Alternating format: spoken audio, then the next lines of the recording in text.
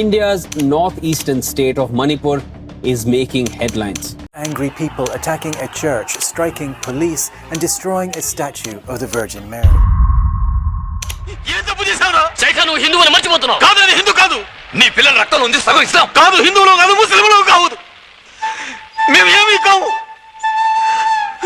మేము భారతీయులురా. హిందువులను చంపమని రాసిందా ఖురాన్లో? లేక ముస్లిం చంపమని రాసిందా గీతలో? దేనికిరా ఇదంతా?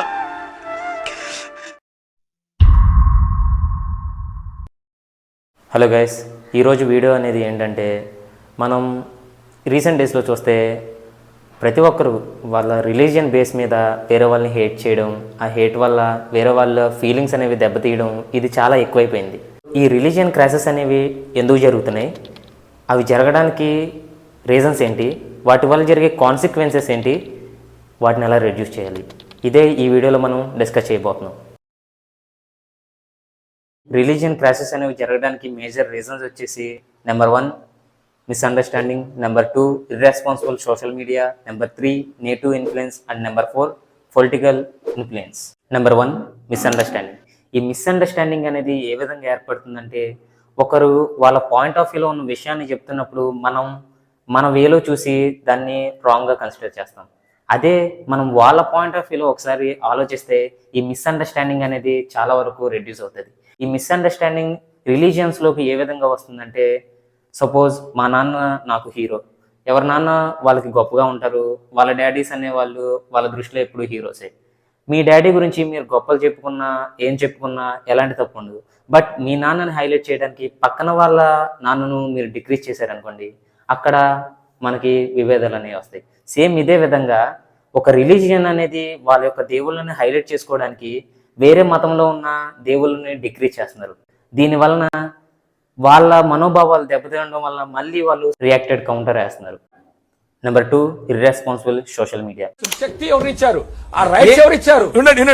లలిత్ కుమార్ గారు మాట్లాడతారు. కాపురంలో ఉన్నాం మూర్ఖులారా, మతం మారే మూర్ఖులారా. సనాతన ధర్మాన్ని ఫాలో అవ్వకూడదు. గెలికింది మీరు కాబట్టి సమాధానం చెప్పాలి. ఈ రోజు ఒడిశాలో క్రిస్టియన్స్ గా మారిన దళితులపై దాడులు చేస్తున్నారు. సోషల్ మీడియా అనేది ఈ రోజుల్లో మనకు ఎంత ఫాస్ట్గా ఇన్ఫర్మేషన్ అనేది ట్రాన్స్ఫర్ చేస్తుందో మనందరికీ తెలుసు. మనం 10 years బ్యాక్కి వెళ్తే న్యూస్ అనేది చేరుకునే వరకు చాలా టైం తీసుకునేది. బట్ ప్రజెంట్ డేస్లో ఎవడో ఏదో ఒక ట్వీట్ వేస్తే అది వితిన్ సెకండ్స్లోనే చాలా మంది కంటపడుతుంది. అది నిజమా అబద్ధమా అది ఎలాంటిది అనేది ఎవరికి అవసరం లేదు.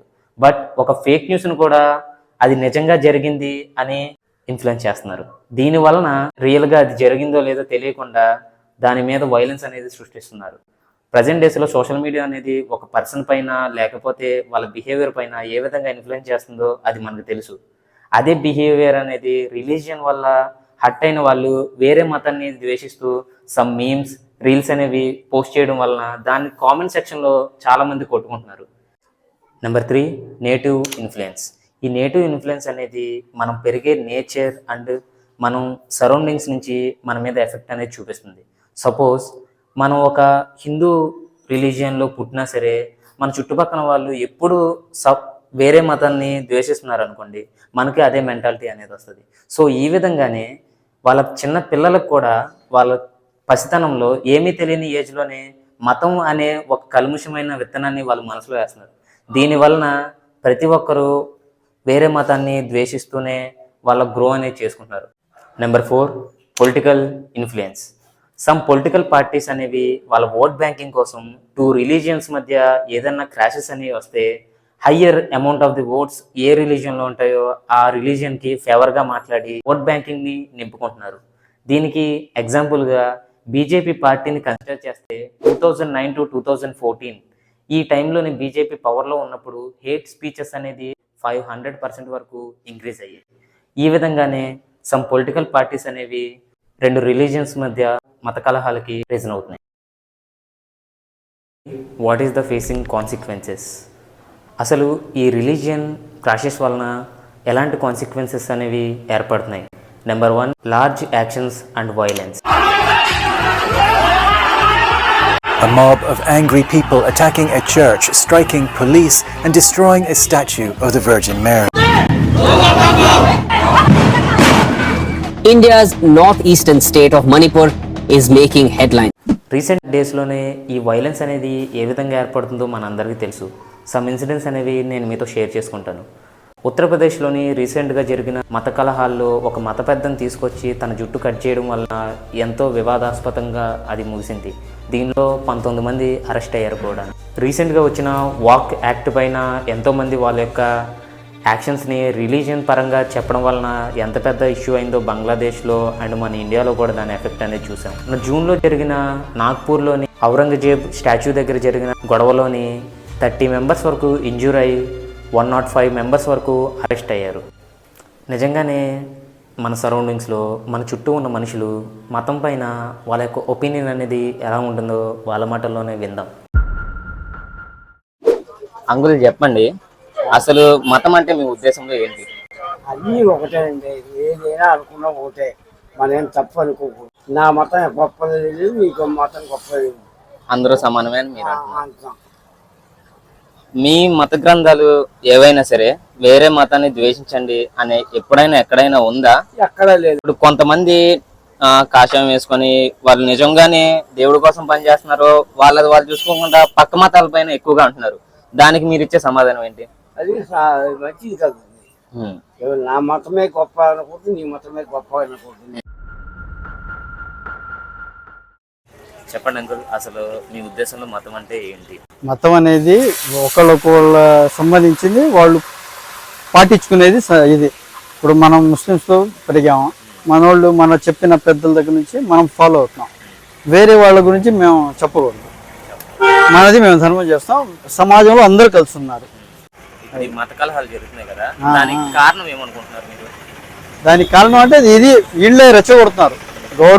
ఈ గవర్నమెంట్ కొద్దిగా వచ్చిన గవర్నమెంట్ ప్రాబ్లం ఉంది, ఒక్కోళ్ళు ఒక్కో ఇది చెప్తున్నారు, వాళ్ళపై వాళ్ళు చేసుకుంటున్నారు. మీరు వచ్చేయకూడదు ఇచ్చేయకూడదు అని రుద్దితే మరి జనాల్లో కొంతమందికి రియాక్షన్ అవుతున్నాం. యాజ్ ఏ ముస్లింగా చెప్పండి, మీ ఖురాన్, మీ ధర్మం ఎక్కడైనా సరే మనుషుల్ని ద్వేషించండి అస్సలు ఎక్కడ చెప్పట్లా. అస్సలు ఎవరి మతాలకు వాళ్ళు గౌరవించుకోండి, ఒకళ్ళ మతంలో ఒకదాళ్ళు ఇది చేయబాకండి, అంతా కలిసిమెలిసి ఉండండి.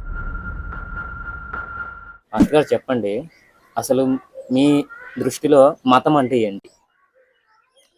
మతం అంటే మన మతం అంటాము కానీ మన అంతరం ఒకే దేవుని బిడ్డలం. స్టార్టింగ్ ఫస్ట్ మాట మతం గీతము లేదు ఇక్కడ. ఈ మతానికి దూషింపరాదు, దేశింపరాదు.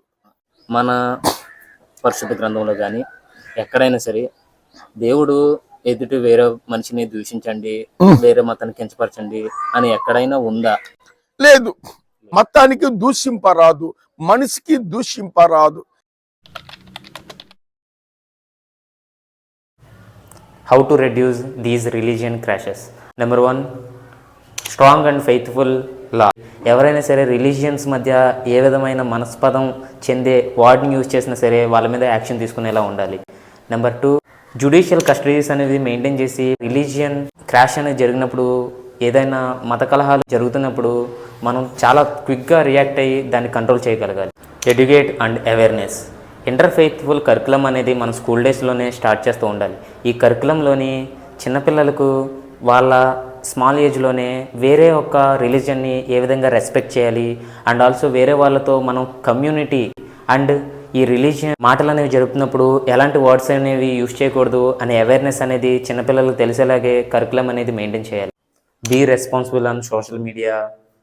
సెన్సిటివ్ టాపిక్స్ పైన ఒక పోస్ట్ చేసినప్పుడు ఏం జరుగుతుందో ఆలోచించి కొంచెం రెస్పాన్సిబుల్గా మనం పోస్ట్ చేయడం వలన వేరే వాళ్ళ ఫీలింగ్స్ని మనం హర్ట్ చేయకుండా ఉంటాం. హ్యుమానిటీ అనే ఫీలింగ్ మనలో ఎప్పుడు కలుగుతుందంటే, వీడు వేరేవాడు కాదు, వీడు బయటవాడు కాదు, మీరు హిందువా ముస్లిమా ఇలాంటి ఏ ఫీలింగ్స్ లేకుండా మనకు హ్యుమానిటీ అనేది ఎప్పుడు వస్తుందంటే, ఏదైనా న్యాచురల్ డిజాస్టర్స్ అండ్ వార్స్ ఇలాంటి ఏదో ఒక బిగ్ ఇంపాక్ట్ అనేది హ్యూమన్ లైఫ్ పైన థ్రెడ్డింగ్ లాగా వస్తే, అలాంటి టైంలో మనం ఎలాంటి తేడాలు లేకుండా ఒకరికొకరు సాయం చేసుకోవడం చూస్తాం. ఇదే హ్యుమానిటీ. ఈ హ్యుమానిటీ ఫీలింగ్ అనేదే ప్రతి ఒక్కరిలోనూ ఉండాలి. ఈ ఫీలింగ్తోనే మనం వేరే వాళ్ళని ఒక మాట అంటున్నప్పుడు, వాళ్ళ రిలీజియన్కి సంబంధించి అంటున్నప్పుడు మేజర్గా వాళ్ళ ఫీలింగ్స్ని మనం ఎందుకు డామినేట్ చేస్తున్నాం? వాళ్ళ ఇష్టం. మన భారత రాజ్యాంగం అనేది ప్రతి ఒక్కరికి వాళ్ళ యొక్క రిలీజియన్ని చూస్ చేసుకునే హక్కు అనేది ఇచ్చింది. అదేవిధంగా వాళ్ళు వేరే రిలీజియన్ని వారు చూస్ చేసుకున్నారు. అదొక మార్గం. వేరే వాళ్ళ ఫీలింగ్స్ పైన మనం ఎప్పుడూ రాంగ్గా మాట్లాడకూడదు. ఇలా మాట్లాడకుండా మనం ఆ ప్లేస్లో ఉన్నాము అనే ఒక ఆలోచనతో వాళ్ళ మీద కౌంటర్ వేసే ముందు మనం ఆలోచిస్తే ఇలాంటి రిలీజియన్ క్రాషెస్ అనేవి జరగవు. నువ్వు హిందువా, ముస్లింవా ఆర్ క్రిస్టియన్వా అని కాదు, నువ్వు ఇండియన్వా కాదా.